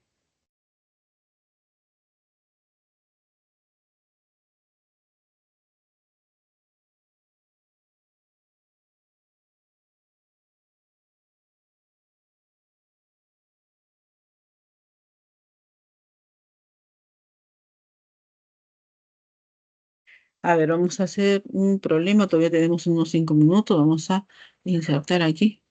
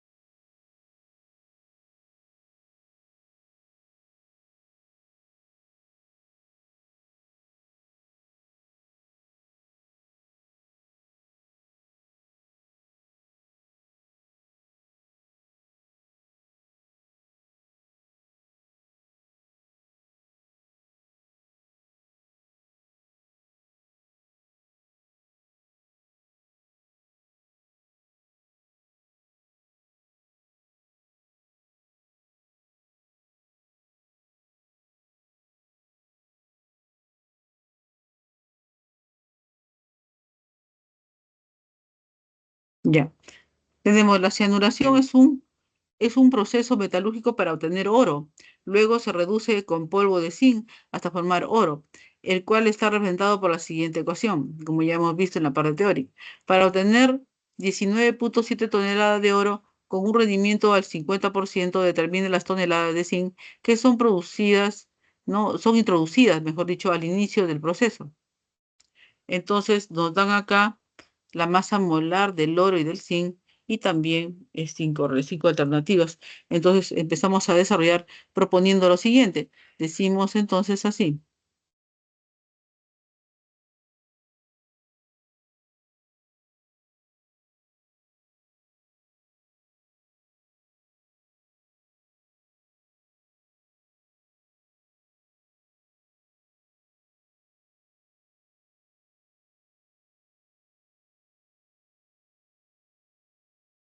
Ya.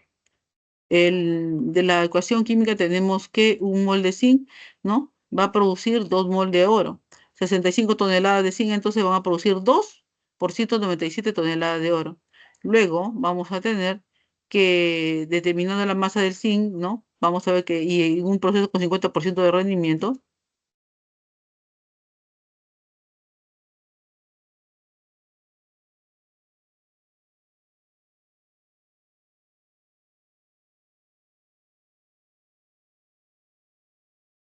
estos 19,7 toneladas de oro, lo vamos a multiplicar, un momentito,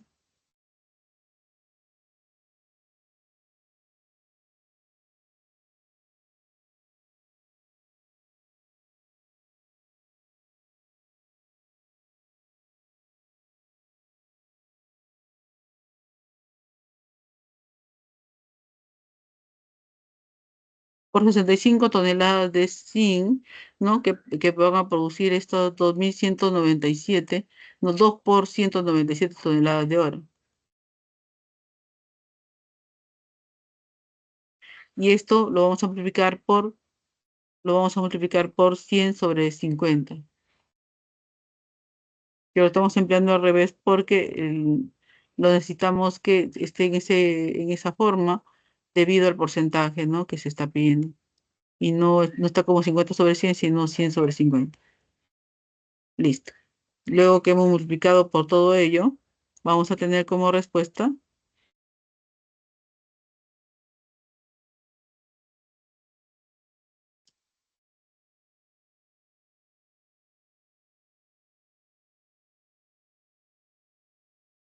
6.5 toneladas de zinc, que es la respuesta B.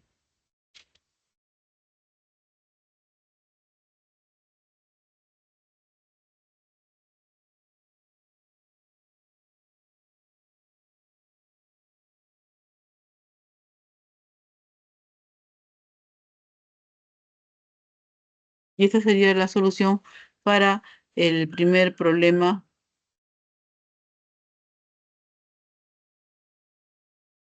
propuesto.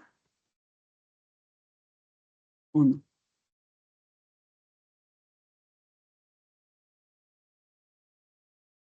Siendo las 6 de la tarde, ¿no? Muchas gracias por su asistencia. Muchísimas gracias por su asistencia y por su atención. Gracias, profesora, cuídese. Ah, señorita, usted está presente. ¿Alguna pregunta que quisiera hacerme? ¿Alguna inquietud? No la he escuchado. A ver. Profesora, ¿por qué dijo que el 50 iba abajo del 100? ¿Por conveniencia? Sí, es por conveniencia. Es por conveniencia porque los utilizamos al revés debido a lo que nos piden en el problema. En el problema, a ustedes les piden, ¿no? Para obtener 19.6 toneladas de oro con un rendimiento del 50%, determine las toneladas de zinc. Ajá. Y como es del zinc y no del oro, entonces se utiliza al revés. ¿Sí? Sí, profesora, y entonces también está utilizando las moles como toneladas. Exactamente. Porque tú puedes utilizarlo eso debido también a que el peso, mientras los dos estén en las mismas unidades. Es una ¿Sí? proporción de masa en masa, ¿no?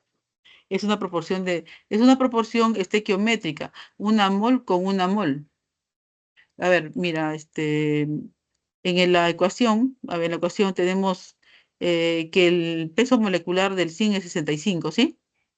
Y del oro, el oro acá es 197, ¿correcto? Pero si tú observas aquí, mira, aquí, estequiométricamente, mira, tienes acá uno de zinc, ¿no? Hay uno de zinc acá, hay una molécula de zinc aquí que está produciendo dos moléculas de oro, ¿correcto? Entonces aquí igualmente, acá hay un ratito,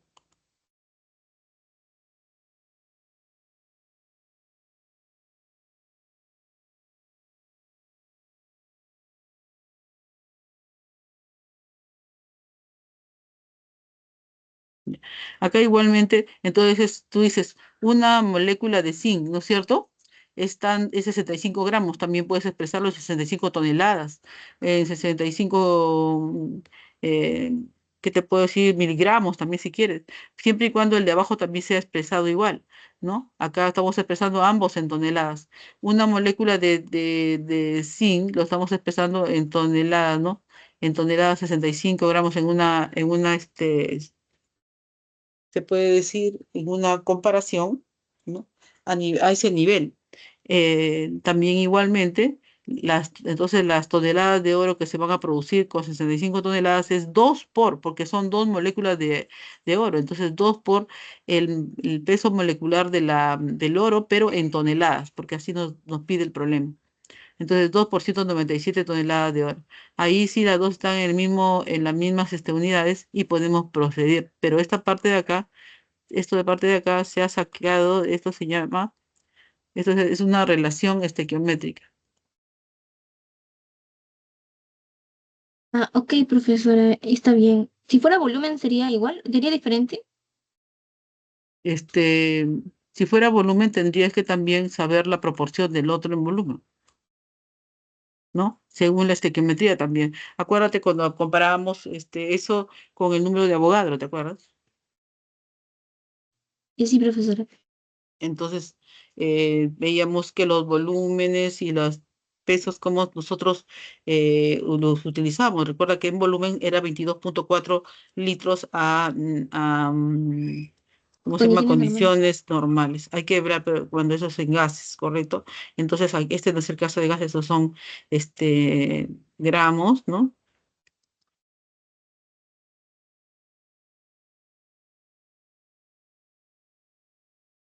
Estos son sólidos. Entonces hay que saber aplicar de acuerdo a lo que, al estado de agregación en el que estamos trabajando, mi estimada amiga. Entonces hay que tener bastante cuidado con la forma como nosotros utilicemos las relaciones estequiométricas, ¿sí? Sí, profesora. Ya. Entonces, ahora sí, si no tienes alguna otra, ¿qué pasó? No, recién has podido entrar. Sí, profesora, recién pude ingresar. Mira, ve, yo estaba que preguntaba y nadie intervenía y ya son las 6 y tengo que pasar a otros lados. Pero muchas gracias por tu atención, un ratito, para ponerte aquí en mi, en mi foto, porque tengo que presentar la asistencia, ¿no? Y muchísimas gracias. Te deseo todo tipo de éxitos, ¿no? Para ti y que logres tus objetivos ahora, porque es una joven que siempre quieres estar interviniendo, sino que de repente se te ha hecho un poquito tarde, ¿no? Gracias. Nos vemos entonces. ¿Cómo te Gracias a llamas? usted, profesora. ¿Cómo te llamas? Ah, Georgina, profesora. Georgina. Ya, Georgina, muchísimas gracias por tu asistencia. Dios te bendiga y que te esperamos aquí. Ingresa, por favor, muy pronto acá a la universidad. Te estaremos esperando. Todo, te deseo todo tipo de éxitos. No te deseo suerte, te deseo éxitos porque has asistido a tus clases y todo esto y tienes padres buenos que se preocupan por ti, ¿no? Bendiciones a ti y a tu casa. Muchísimas gracias. Será hasta Gracias, una nueva profesora. oportunidad. Igualmente. ¿Ya? Chao. Nos vemos.